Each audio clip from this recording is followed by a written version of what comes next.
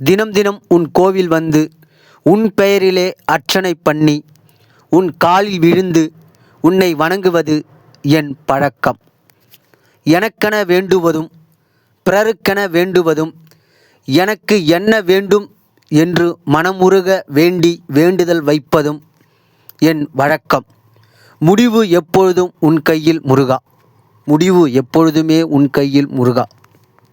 எனக்கு என்ன வேண்டும் என்ன வேண்டாம், எனக்கு என்ன வேண்டும் என்ன வேண்டாம் என எண்ணி முருகா, நீ என்ன கொடுத்தாலும் நீ என்ன செய்தாலும் அதனை என் நன்மைக்கே, எல்லாம் என் நன்மைக்கே என்று ஏற்றுக்கொண்டு நான் முயற்சிப்பதும் நான் பயிற்சிப்பதும் நான் முயற்சிப்பதும் நான் பயிற்சி செய்வதும் என் கையில். முடிவு எப்பொழுதுமே உன் கையில் முருகா. முடிவு எப்பொழுதுமே உன் கையில்.